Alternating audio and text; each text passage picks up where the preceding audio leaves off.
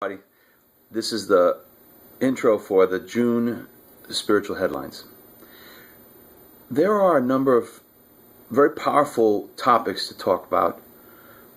I was thinking which one to start you out with, and it finally dawned on me that I've been exposed directly or people from the church with an increase in our social circles right now of people that are suffering up here.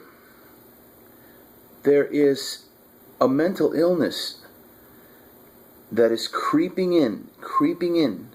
There is, you want to call it an oppression for the initiated, or you want to call it mental breakdown, just synapses, and not include religion in the conversation, although in some cases it could be possession.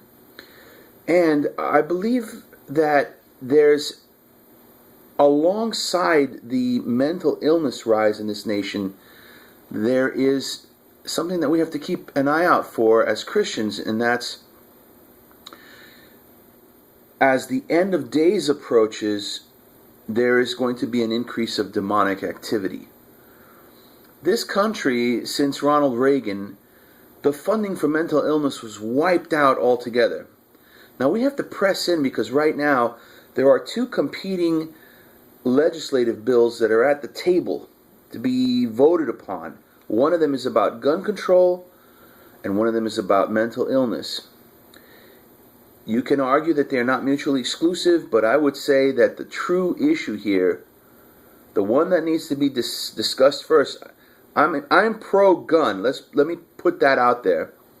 But that the main issue that has to be dealt with is that we need not to medicate people and hand them psychotropic drugs when they're coming from the battlefield and suffering post-traumatic stress disorder, or just it's like throwing money at a wall and hoping it sticks. It's a stupidity approach, although it is a cheaper approach. We need to pray that the mental illness bill moves forward, and that more people who are suffering right now, and please uphold just the unity of the readership. There are a lot of people who are chiming in right now, and it's just like a call for help without directly throwing it up to God. I ask that you just blanket people right now over this issue. We need funding for people to, instead of getting medication, that they are getting counseling. People sometimes just need a shoulder to cry on, an ear to hear them, to tell them that it's okay, and to wean them off of the medicines.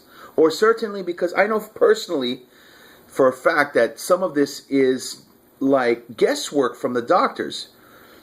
Everyone needs maybe when you're sick a certain type of medicine, but the doctor really doesn't know exactly what the dosage is to give you. In my case, because I have a sugar imbalance, the doctor started me off with this very heavy amount that was doing a number on me. And I weaned it and finally I settled down to 25% of the medication that I was originally prescribed. Further down in the issue, you're going to see topics about currency. What is the currency that we have to, because we live in this fallen state, in this fallen world, we have to interact with the world at large, so we need to have some form of currency that is preferred by the enemy to be able to do things with. I'll be diving into that subject, a little bit about potential spiritual components as a cause of the fires that happened recently in San Diego the previous month. And then the issue of King of Kings. The of Kings.